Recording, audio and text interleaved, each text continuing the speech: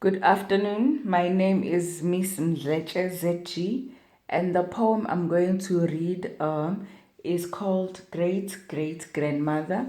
I'll be reading it to my grade 9 class, and the poem is self explanatory to the title, which is Great Grandmother. That means that it talks about a grandmother of the great grandmother. Right. Okay, we are going to read through all of it. So here it goes. Bolt upright, reading her Bible for hours, in a wicker chair on the front stoop in the winter. In summer, under the pepper trees whose lacy shadows wavered over the lacy shawl, drawn tight across her little brittle shoulders. When her sight grew dim, someone might read to her, but deafness following shut the door. So then she'd sit there crocheting for hours by a remnant of sight, and what scent of touch was left in fingers as dry and shiny as the silver leaves, freckled golden brown. But mostly her hands lay limp in her lap, except for occasional desperate twitches which shook the shawl around her shoulders, the shawl with which she seemed to shelter her loneliness like a deformity from a frightened and frightening world. Alone, husband and all her children gone, living among the noise of children's children who found it hard to come near the awful, weak-eyed eagle of a race now almost extinct. Sometimes, though, one of the wives, in fumbling compassion, would make a child ask the old for a story. She seldom obliged, reluctant to switch her mind from her beginnings and endings to theirs. But when she did, her stories were mostly biblical, where the miraculous burst into the matter of fact and the weirdly wonderful was all mixed up with the things a child could see at once where they is always there.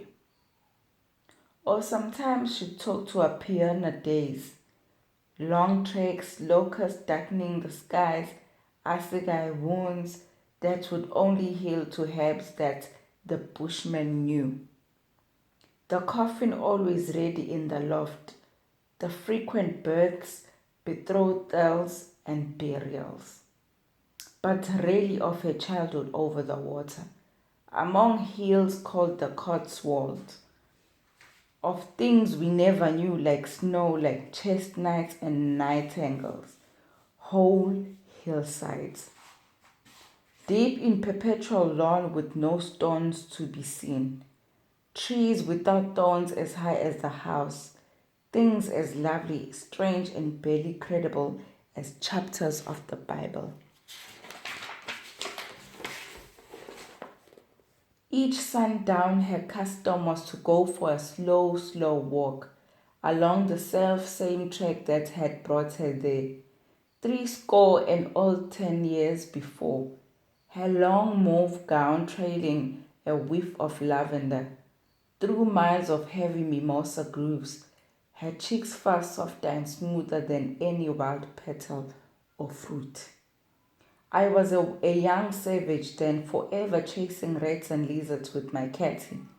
Springtime it was, what passes for spring up there, the gradual crescendo of heat with little change or color, the thorough desiccation of air before the great clouds stride across the sky, meeting, growling, and sighing a fall. Was she resting or dreaming or peering with the lashless eyes at the annual but always surprising outburst of yellow? I saw the wailing come.